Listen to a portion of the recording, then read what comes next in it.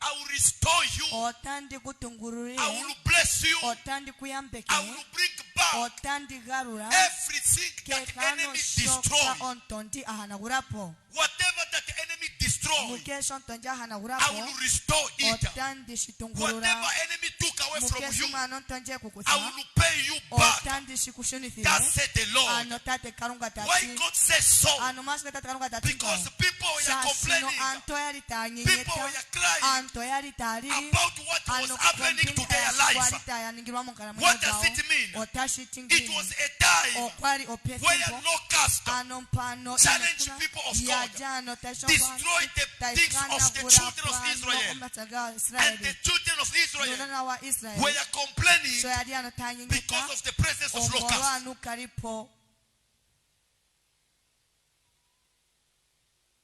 You know, when we are talking about locusts, locusts, they can destroy things from the farm. They can finish everything in the farm. Now here the Bible says, it was a time when Israel, they make a farm. They make everything. Now by the end of the day, the word of God said, the locusts attack and challenge, and they destroy everything. Now these people, they start crying, complaining, praying to God. And the Bible says, the Lord answered their prayers. The Lord heard their prayers. And God released a prophetic word through Prophet Joel. He said, tell these people that I'm God of restoration. I will restore their life. I'm aware of what happened. I'm aware of what they are passing through. But I, God, I'm going to restore them. I, God, I'm going to pay them back. I, God, I'm going to bless them. It's the same with you. God is going to restore you today. God is going to bless you today. He knows the battle that you're facing. He knows the challenge that you're facing. He knows people who are surrounding you.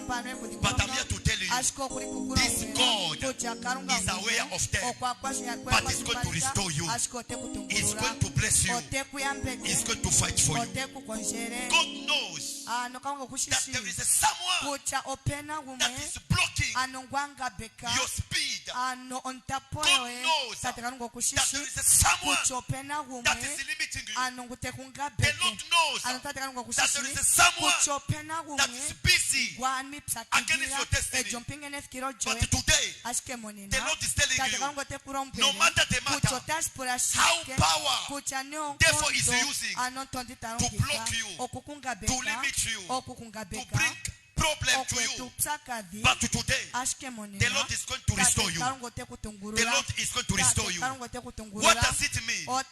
Restoration comes where or to the place where things was already destroyed.